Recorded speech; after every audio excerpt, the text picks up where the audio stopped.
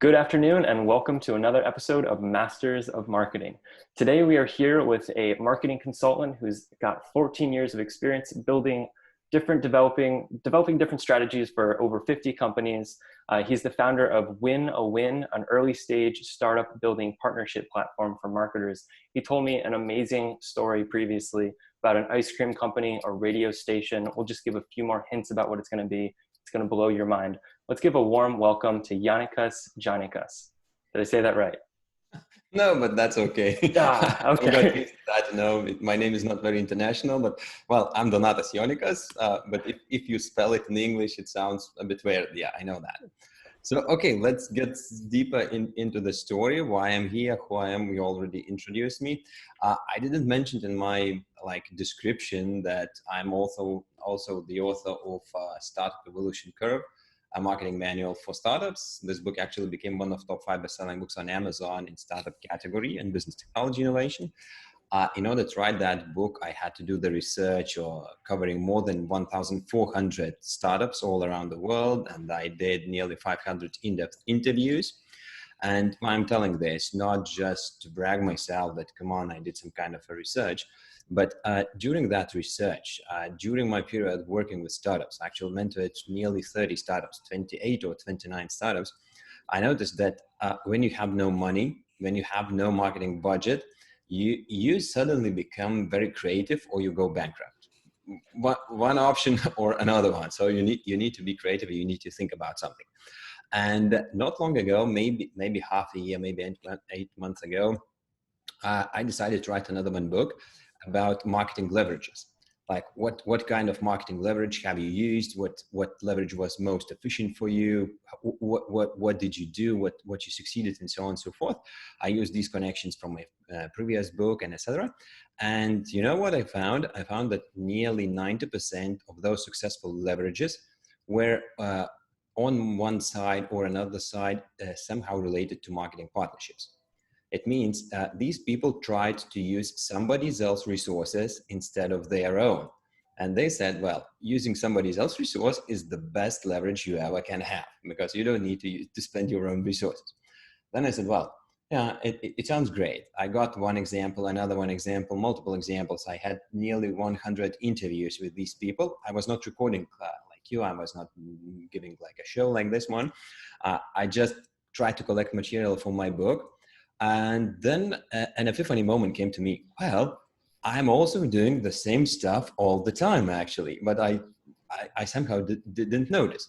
And that story that I told you about the ice cream company and digital gadget shop, the online shop, the e-commerce shop, it was a few years ago. And since then, we did different other partnerships. So I was working with an ice cream company, quite large company in our country. It was the largest in the city. They were simply producing ice cream, and the summertime season was coming up. We had a marketing budget, nearly 1 million euros, but for that particular brand, we had 200,000, 200K. Well, it's not a little amount of money, but it's not a huge. You are not Coca-Cola. You can't spray and pray for miracle to happen. So we need to do something wise. What should we tell? Eat our ice cream and enjoy life? Come on, you need to give a reason to people to buy your ice cream in one or another case. So we did a small research. We found that teenagers are our target audience, not like these kids, not adults. And well, we discovered that we might run a sales promotion campaign, like buy these ice cream, enjoy our ice cream, and win certain type of prizes. In this time, it could be like a smartphone, a drone with cameras, a scooter, some kind of fun gadgets for this target audience. Well, it looks cool. Our initial test showed that people would respond to that. They certainly would buy our ice cream compared to competitors if they don't provide any extra benefit. But the problem was that we had to spend about 50,000 euros to acquire these prizes. Otherwise, people wouldn't believe, like, if you are losing only one phone over the summertime season, come on, who will win that phone? It's not believable. So we need to spread these prizes all over the period, and you, your neighbor, your friends need to win, that people around you start believing, well, these ice creams are awesome. I also should try. And well, This would result us in a reduction of our marketing budget for communication channels. It means 200K minus 40, 50K. It means we still have roughly 160K. And media channels didn't agree with that. They said, no, you won't cut budget from our media channel. Otherwise, we won't give you these good rates as we already negotiated. That's plain simple. And some retail networks even said, we will throw away your refrigerators if you won't spend this amount of marketing budget in our retail store. So you need to pay for posters, for all that kind of stuff. Well, we got into the situation that we have an idea. The audience looks like they would respond to that, but we didn't have money. Shareholders of that company said, well, no way. Do whatever you want. You have 200K. You are smart guys. You need to do something. Then we came to an idea to build a partnership. We found a brand. It was the e-commerce shop who were entering our national country market. And they were actually targeting not only these teenage audiences, but they had these prizes that we needed, these kind of gadgets. And we said to them, guys, would you like to get advertising worth of 200K in exchange of prizes that are worth roughly 40, 50K? They said, sure, definitely, let's discuss the deal, because they understood that actual self-cost of these prizes was not 40,000K, it was 15, 18K maybe, because, they sell at a higher margin. So they literally cleaned their shelves. We said, well, come on, we don't look at these prizes so seriously because we don't buy them for ourselves. Anyway, we will throw it away to our target audience and that's it. So any smartphone is good for us. Any smartwatch is good for us. Just clean your shelves. What you are not able to sell at normal price, we will take it into that budget. So we just basically need 20 these kind of prizes, 20 these prizes, 30 those prizes. That's it. And they said, yep, we are very happy about that. And we spread the message, not like it would be done initially, like enjoy our ice cream and win these prizes. No, we simply added their brand and their e-commerce store address everywhere in all advertising channels. We put even the printed material on ice cream, like, these small labels. Okay, you can win these prizes at www.awesomeonlinestore.lt.com or whatever the brand name was. So everywhere, in retail stores, on TV radio, on TV stations, local TV stations, cable TV stations, call it you like, and on local radio stations, they got advertising. So for them, spending 15, 18K, getting advertising for 200K was like, a very big win. They said, Donatas, once you have something similar to us, come to us again and let's discuss the deal. And after a week from our initial call with the CEO of that ice cream company, they called me and said, well, maybe we should still somehow discuss that additional budget because the campaign idea looks great. Maybe we could cut budgets from somewhere else, from other brand. I said, no, don't worry about that. We already solved that issue. We don't need even a single euro from you, and we already have agreed on these prices. How? Why? Don't worry, everything's done without even paying a single penny on that. So since that moment, I'm looking at each startup and thinking, okay, well, how you could build these kind of partnerships? Like you don't necessarily have to be a big company. Like in that video annotation that I've sent before this event, sharing that KFC launched burger into space in partnership with NASA. So just imagine NASA guys launching the burger into the hell space. What that kind of is. And they got, as far as I remember, 30,000 views in 6 hours. So people were raving and watching, well, what the hell? NASA is launching burger into space. What the hell is that? Come on. it's weird. And internet was even not to say full, but there were selfies from NASA spread on internet. That, come on, guys from NASA making selfies, 3, 2, 1, launch. What the hell? Are you launching a rocket? No, burger, simply burger into the space. To tell the truth, that was not a space. That was a stratosphere. But who cares? You see the globe from that height, and that's quite cool. Another example was like Tinder and Mustang partnered. Well, who doesn't know Mustang and who doesn't know Tinder? So Tinder said, well, swipe to the left, swipe to the right, and maybe you will come to the blind date in the Mustang. If you find it and you want to take it, okay, just swipe it and you will get the blind date in Mustang. You will get this car for one day. You can drive anywhere you want with somebody who is in that car. So you don't know. Is it a boy? Is it a girl? Is it an old lady, a young guy? Who knows? But if you want, you can go. So Tinder got a huge user engagement through that, because who doesn't want to go into the blind date in Mustang? And Mustang got 1.5 million brand exposure to their target audience. Because, on social network, you can choose some kind of criteria, what you want to choose, but no, that's it. And this game is not for big players anymore. So small startups and small companies can build that and can do that. If we have time, if you ask me, I will share with you 3 ways how you can approach and start building these partnerships. You want to ask me already? Yeah, that's actually my number one question is, Okay. You were the huge ice cream company. You went to a little online store. Of course they said yes. How do you turn the table? Is it possible to be the little online store and sell your idea well enough that the big player who has more exposure says Absolutely. yes? Absolutely. But it doesn't mean that it's very easy. During that research for the book, I came to the Todoly, a startup company. This was like a to-do list, like a Chrome add-on. Like, it's a free tool to plan your schedule, to plan your tasks to be done, and that's it. And I said, well, what kind of partnership you did with the Chrome, and what results were with that?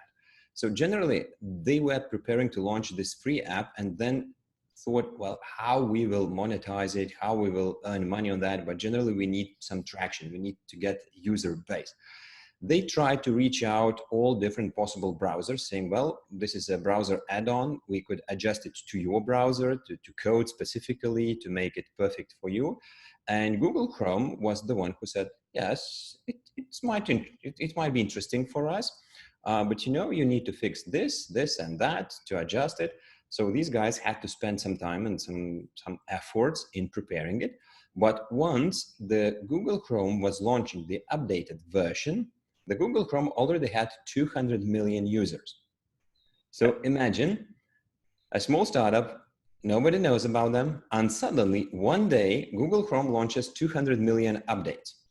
And your app is by default built in the browser.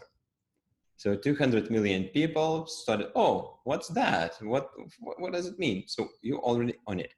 What were actual results? So from 0 tasks per month, well, nobody knew them. It was not absolutely available. They got to 400,000 tasks per month. Well, the attraction is measured not just by registered users, but by tasks created and managed. Well, you can register, but don't create any tasks, so there's no traction at all. Well, come on. So you need to check that. Another example was from a marketing agency, actually from 2 marketing agencies, from 2 different marketing agencies. So one of them was from UK, United Kingdom. This was like a video content marketing agency. They created videos and did some kind of like extra work to promote it, but without any budget. They succeeded to onboard 50 experts and to shoot video with these experts doing interviews, like very good interviews, highly tailored from different areas, different industries. These experts said, well, okay, we will give you interviews for free, absolutely. And Kieran, the owner of video marketing agency, said, well, we will create the content. We will use this content whatever we like, and you will use this content however you like. It's up to you, totally. But every video had their, taglines, who made that video, all these kind of stuff. Sorry. So Brian, I think you have some questions. Based on your previous talk about Google Chrome, though, I have the question, which is, it's great they went from 0 to 400,000. It seems like it's only upside for both. But what is the ongoing arrangement that you would see there where Google doesn't just at some point crush them and build their own? What's the ongoing benefit that app provides Google such that they keep that app around and don't just do it themselves? A good question. And the answer is, I don't know, because this app was sold.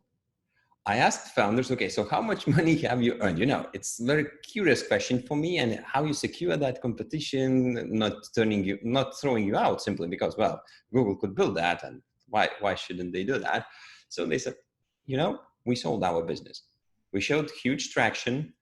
Somebody got interested in that, and that's it. I just asked, for how much you sold? No, it's a commercial secret. It's confidential info. I said, did you get 1 million? Is it? You know, yep, but I can't tell you the exact number. So, well, they even didn't bother about securing the long-term competitive advantage based on that. They simply got traction and boom. Gotcha.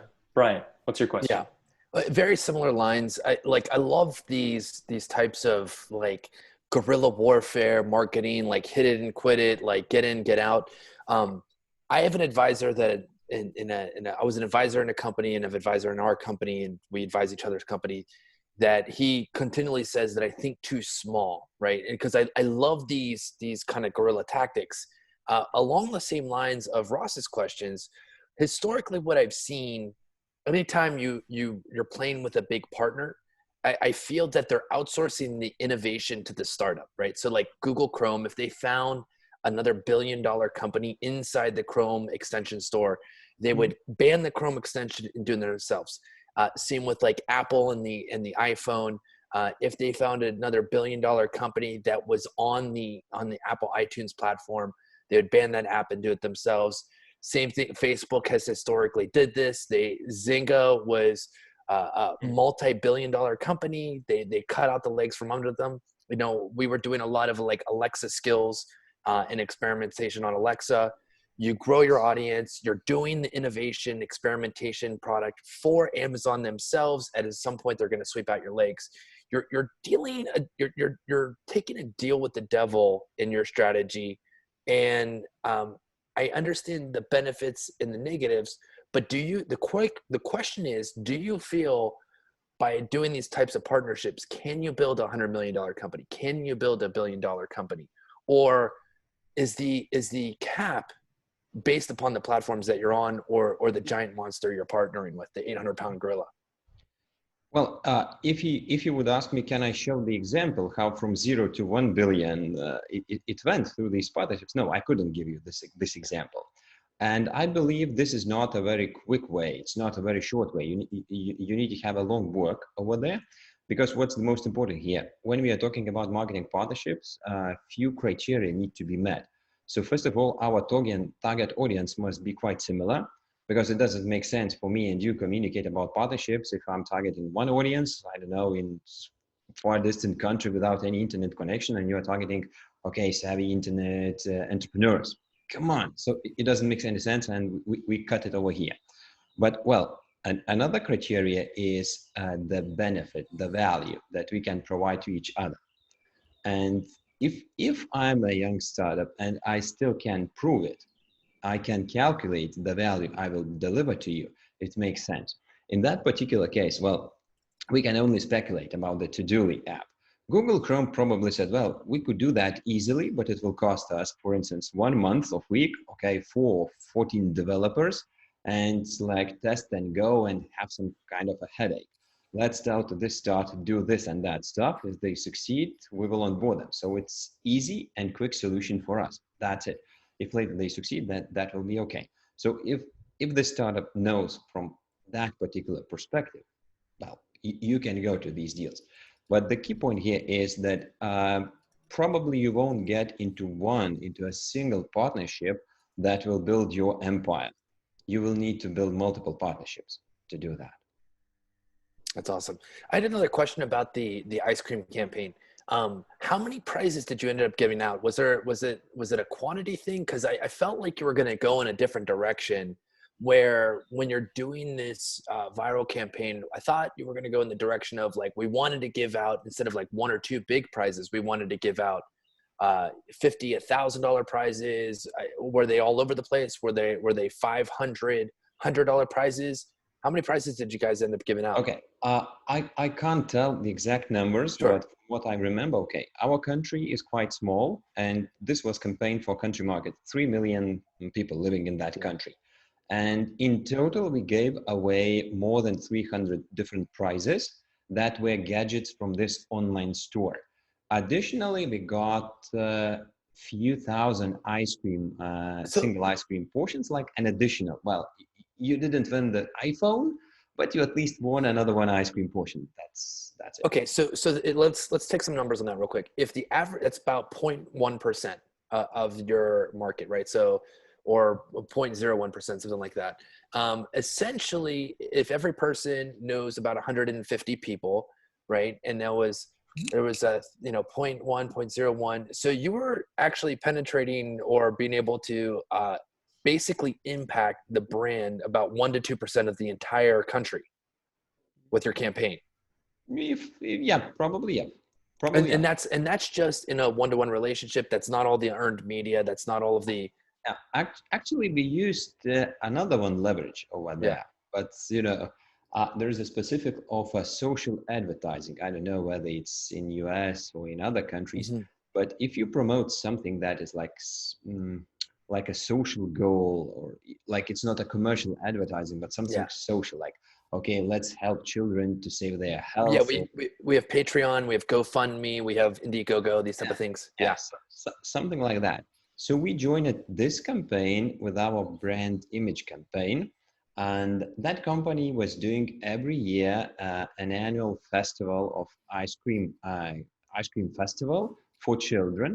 And I don't recall actually what kind of fundraising campaign that was, but generally we did one festival in a city and said, well, it's a free festival. You can come in, free concerts, free some other stuff, and plus we do some social activities, social fundraising. I actually don't recall, so I don't want to lie and tell no truth about that campaign.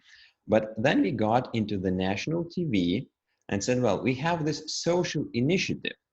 It's a free event and we would like to promote it. And in Lithuania at that time was the law that if your channel is not fully sold, hasn't fully sold a commercial time for advertising, you have to sell it with a discount up to 95%. What does that mean? Instead of paying 100% of the promotion price, we paid 10%. We That's didn't awesome. get 5%. We didn't get a discount of 95%. We got the Just discount 90. by 90, just 90%. Just 90. Yeah, that's it. So you need to look for these leverages, and yeah, you need to be like creative. Okay, let's not advertise our ice cream, but let's advertise this event organized by that ice cream company. Yes, Interesting. absolutely. I have questions about forming the actual partnerships. Have you seen a trend of who in a company you'd want to approach for a partnership, or is it all across the board between marketing, engineering, etc.?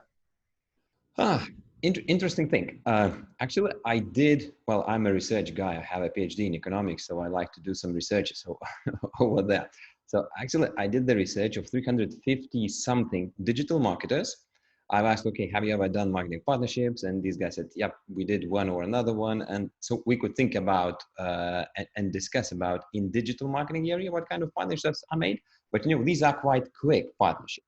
You share, okay, your lead magnet with my audience, I will share vice versa. That's plain simple. But what we figured out that roughly 87% of entrepreneurs and marketers never thought about marketing partnerships. I did that like informal research when I do live seminars, when I speak in conferences. Guys, have you ever done marketing partnership? What? How? What's that? Come on. No, only one of few hands just. So roughly I can count them. But when I give them examples like this one with NASA and Burger, Tinder and Mustang, all these small partnerships, few other gridmans, yes, we want to do that. Yes, tell me how and how should I do that in the fastest possible way. So the decision making is made by entrepreneurs if it's small and medium enterprise, and practically every marketer is willing to build that if this partnership is equal or they benefit more than they lose.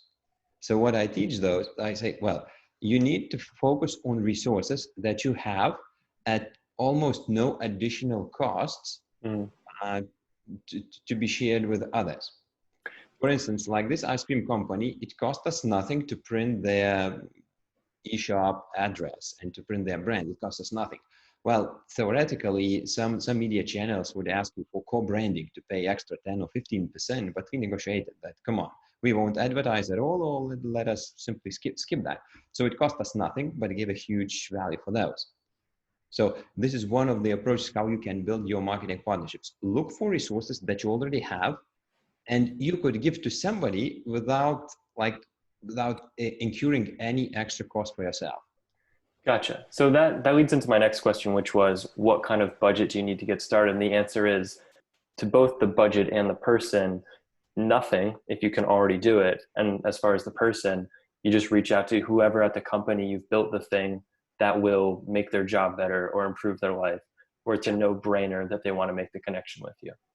Yep. And there's another great example from Estonia. The country smaller than Lithuania. They have less than 2 million people. So this company was a marketing agency working with ICOs, initial coin offering, with startups and companies like getting funded through initial coin offerings, through ICO. When the ICO boom flapped, so no ICOs anymore due to huge portion of scam, they stayed without a job, literally. Well, nobody knows them except those ICO startups. And the owner of that agency said, as far as I remember, it said that at minimum, they need to spend 5,000 euros per month to keep their company running. Just simply not just to fire everyone and close their office. They still need to pay some 5,000 euros. So if they do anything, or if they don't do anything, 5,000 euros at least they're running, or they need to shut their company. So Valentin, the owner of that company, said, what could we do? We don't have money at all, and my savings are already like running low. So they made the list of 50 conferences all over the world talking about blockchain technology and cryptocurrencies. And they approached all these 50 major conferences, not all possible conferences, but major ones, and said, guys, we can propose you an offer, which is roughly 5,000 euros per month value. We can do your digital marketing management service, which costs usually 5,000 euros or sometimes even more. And we will do all your social network advertising, all that kind of stuff. And they can provide simply lists and tasks and what they're going to do. And we don't ask you any money to pay us. You don't have to pay us nothing. Simply, just first of all, give us a ticket to your conference. Include us in your sponsorship package. Make us a sponsor of your event. Third, I would like to get on stage and share a topic about growth hacking. Isn't it interesting for your audience? Well, yeah, interesting, trendy topic. Well, you can go on stage and talk about growth hacking. It's an additional value for conference attendees. And the final thing that they wanted was trade booth in conference trade fair area. Simple as that. So for conference organizers, it costs nothing. They didn't spend even a single penny. The same for Valentin, for that agency. So after a few conferences, 5 or 7, they said, we can't accept new clients anymore. We need to put them in a row, like for next month or for future times.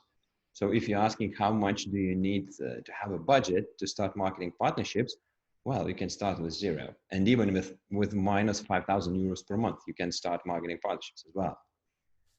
Awesome. Gotcha. This is so cool. All right. So quick question, and then we got a couple closing questions about out of time. What was the coolest startup out of all the ones that you advised or you interviewed? What did you think was the most interesting one? Oh, the most interesting was not the one that was most coolest, but okay. I still remember that one. The situation was so unpleasant for that startup that one founder said, okay, you can mention and you can, disclose all that information for others to learn from our mistakes. Yeah. But other co-founders said, no, you can't reveal, and we will sue you to the court if you do that. So I can't tell the name of the company. I can't tell who were the founders. I can't tell who were those 2 worldwide famous startup investors. Yeah. I was shocked that these people invested in that startup Yeah. and bankrupt. But generally, this was All the right, most. we'll talk off camera. We'll talk off camera. All right. Yeah, yeah. Okay. So you and with your expertise of this affiliate marketing partnership, where do you go to get the latest and greatest information?